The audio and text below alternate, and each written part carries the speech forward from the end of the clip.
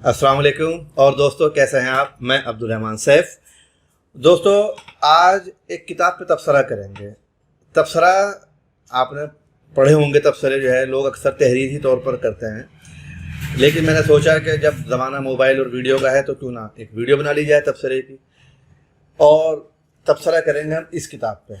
کتاب کا نام ہے اللہ میاں کا کارخانہ اور محسن خان صاحب کی لکھی ہوئی ہے۔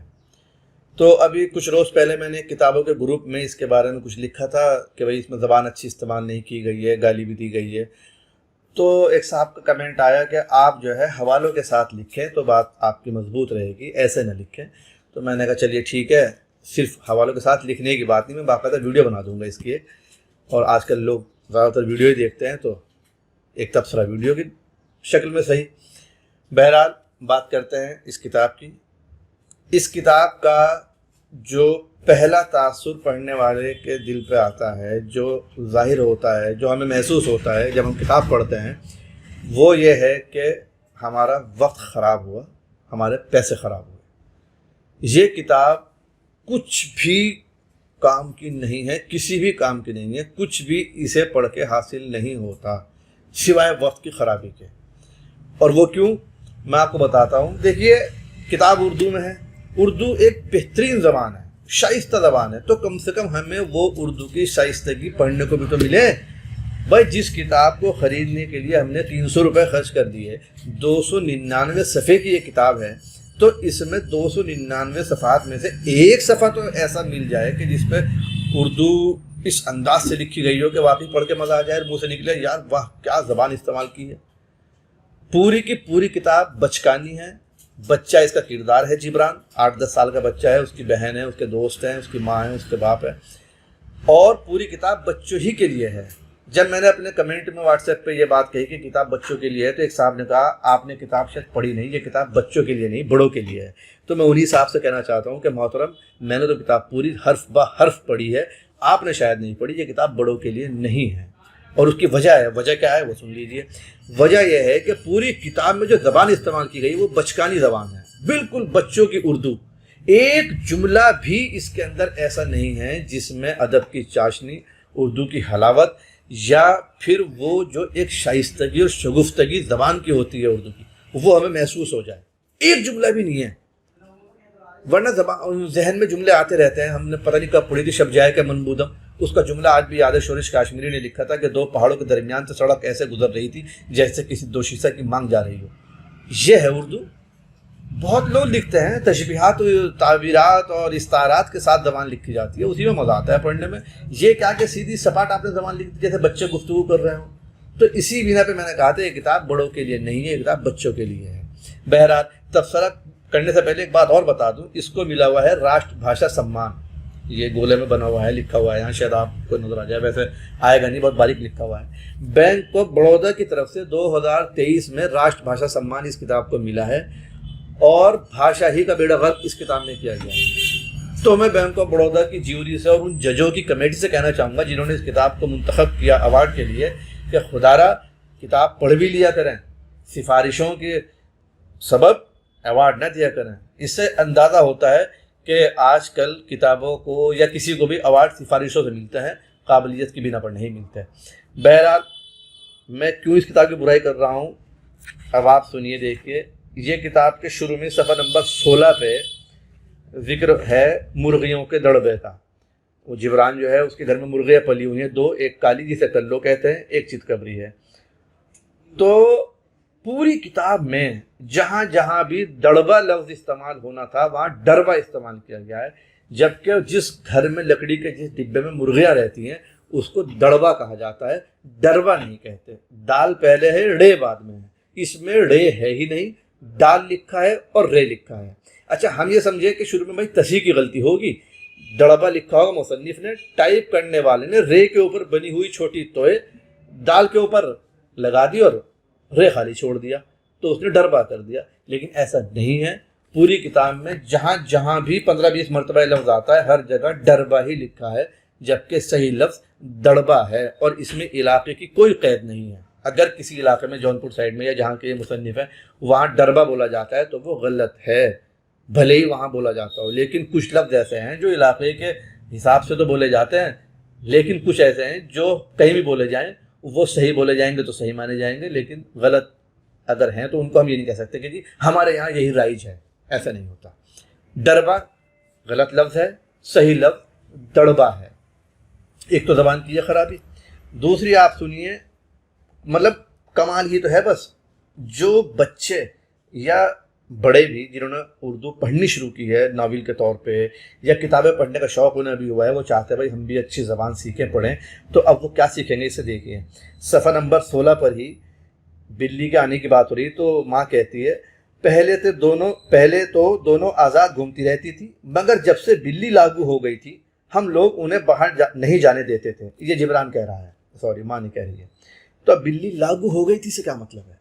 بلی لاگو ہوتی ہے، بلی کوئی قانون ہے، کوئی نظام ہے، کوئی شرط ہے، بھائی شرطیں لاگو ہوتی ہیں، نظام لاگو ہوتا ہے، قانون لاگو ہوتا ہے، بلی لاگو نہیں ہوتی، بلی آتی ہے۔ وہ یہاں یہ بھی تو لکھ سکتے تھے مگر جب سے بلی آنے لگی ہم لوگ انہیں باہر نہیں جانے دیتے۔ بھائی بلی آتی ہے گھر میں، لاگو نہیں ہوتی ہے، کیا زبان ہے یہ؟ آگے چلیے، صفحہ نمبر 17 پہ بھی ڈربا لکھا ہوا ہے، ڈڑبے کو۔ اس کے بعد آپ یہ دیکھیے صفحہ نمبر 32 پہ پھر ڈربے ڈربے ڈربے 3 مرتبہ آیا ہے، ڈڑبے ہونا چاہیے، ڈربے نہیں۔ صفحہ نمبر 34 پہ بھی ڈربا ڈربا آیا ہے، یہ بھی ڈڑبا ہونا چاہیے۔ اس سے اندازہ ہوتا ہے کہ تصحیح کی غلطی نہیں ہے، مصنف نے لکھا ہی غلط ہے۔ اس کے بعد ایک لفظ اور اس میں انہوں نے استعمال کیا ہے، جو لفظ تو صحیح ہے، میں اس کو غلط نہیں کہہ رہا ہوں، لیکن استعمال اور بھی لفظ ہیں دوسرا اس کی جگہ۔ جیسے انہوں نے استعمال کیا ہے تکلا۔ تکلا کہتے ہیں پتنگ کی اس ڈور کو جو انگوٹھے اور چھنگلی یعنی کہ کنی انگلی جسے کہا جاتا ہے اس پہ یوں لپیٹتے ہیں، اس لیے اس میں لکھا بھی ہے کہ ان کا ہاتھ ایسا لگ رہا تھا جیسے وہ ڈمرو بجا رہے ہوں، تو یعنی کہ یوں لپیٹ رہے تھے وہ۔ اب تکلا لفظ کی جگہ یہاں پہ گچھی لفظ بھی استعمال ہوتا ہے، گچھا بھی کہتے ہیں بہت سے لوگ، کہ یار تم مانجھے کی گچھی بنا دو، میری ڈور کی گچھی بنا دو۔ بہرحال انہوں نے تکلا استعمال کیا، ان کے یہاں زیادہ استعمال ہوگا، ہم نے تو یہاں گچھی سنا ہے۔ تکلا پہلی بار اس میں ہی پڑھا ہے، اسے آپ ہماری معلومات کی کمی بھی کہہ سکتے ہیں، لیکن ایسا لفظ جسے پڑھ کر لغت اٹھانی پڑے اس سے بہتر ہے کہ وہ لفظ استعمال کیا جائے جو آسان اور مستعمل ہو۔ تو زیادہ تر گچھی استعمال ہوتا ہے مانجھے کے لیے خاص طور پر۔ ایک تو یہ، اس کے بعد پھر آپ دیکھیے صفحہ نمبر 52 پہ پھر بلی کے آنے کا ذکر ہے، تو لکھا ہے اماں نے کہا یہ کمبخت لاگو ہو گئی ہے، ایسا نہ ہو کسی دن ڈربے میں گھس کر چتکبری کو بھی اٹھا لے جائے۔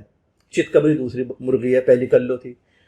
تو آپ دیکھیں یہاں بھی ڈربا لکھا ہے اور یہ کمبخت پھر لاگو ہو گئی۔ یار یہ کیا زبان ہے؟ آپ یہ بھی تو لکھ سکتے ہیں یہ کمبخت پھر آ گئی۔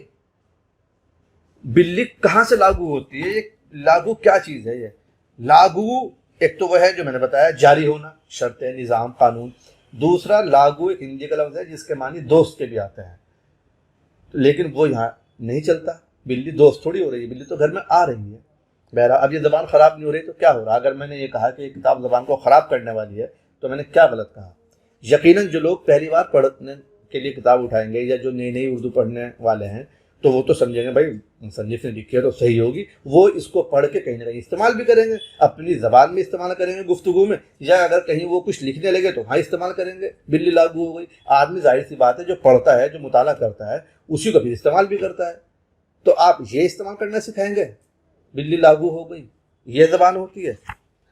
اس کے بعد دیکھیے آپ صفحہ نمبر 70 پہ لکھا ہے مل گئی تو پیچھے سے جا کر اسے اتنی زور سے دھکا دوں گا کہ وہ منہ کے بل بھڑاک سے گرے گی۔ یہ بھڑاک کیا چیز ہے؟ بھائی دھڑام سے گرتا ہے کوئی، گرتا ہے تو بھڑاک سے کوئی نہیں گرتا۔ بھڑاک بھیڑے الف کاف، یا تو بھڑاس ہو جو دل کی بھڑاس نکالی جاتی ہے، یہ بھڑاک کیا چیز ہے؟ بھڑاک تو کسی کے بھی گرنے کی آواز نہیں ہوتی، دھڑام سے گرتے ہیں جو بھی گرتے ہیں۔ اب یہاں لکھا ہے کہ بھڑاک سے گرے گی، ارے بھائی دھڑام سے گرے گی ہونا چاہیے تھا۔ تو یہ زبان ہے، بتائیے۔ اس کے بعد وہ کہہ رہے ہیں کہ آپ جو ہے یہ بڑوں کی کتاب ہے، یہ بڑوں کی نہیں ہے، یہ بچوں کی کتاب ہے جس میں زبان بھی خراب کی گئی ہے۔ اور سنیے آپ زبان کی بدتمیزی دیکھیے آپ کیا ہے مصنف کی، کہ صفحہ نمبر 110 پہ لکھتے ہیں خالد میرے کندھوں پر نہیں بیٹھا تو حافظ جی نے اس کے چوتڑوں پر عبرت کی چھڑی مار کے کہا۔ یار چوتڑوں لفظ کوئی ضروری ہے استعمال کرنا؟ آپ یہ بھی کہہ سکتے تھے حافظ جی نے اس کی کمر پہ چھڑی مار کے کہا، یا حافظ جی نے اس کے چھڑی مار کے کہا نہ کمر کہو نہ چوچڑ کہو. آپ کیا زبان سکھا رہے ہیں بچوں کو؟ بھائی ہر چیز ضروری نہیں ہے اس کا اظہار بھی کیا جائے. یوں تو بہت ساری چیزیں ہیں، تو کیا سب تحریر میں لے آئی جائیں؟ یہ زبان ہے اس کتاب کی. اور آگے چلیے آپ، صفحہ نمبر 131 پہ پھر ڈربا ہے.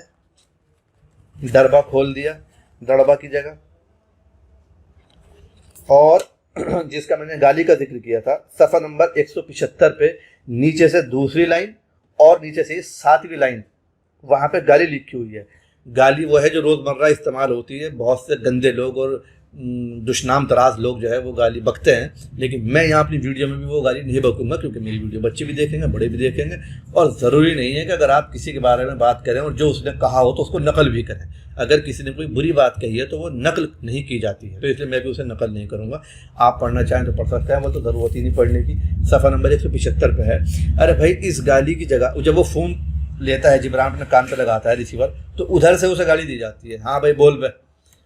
تو آپ اس کی جگہ پاگل بھی لکھ سکتے تھے، ہاں بھائی بول بے پاگل، ہاں بھائی بول بے الو، یہ بھی لکھا جا سکتا تھا. گالی ہی لکھنے کی کیا ضرورت تھی؟ تو یہ ہے اس کتاب کا حال. اب آپ بتائیے کیا ایسی کتاب پڑھنی چاہیے؟ میں سمجھتا ہوں بالکل نہیں پڑھنی چاہیے. پھر کتاب میں جو کہانی ہے وہ مطلب کچھ بھی نہیں ہے.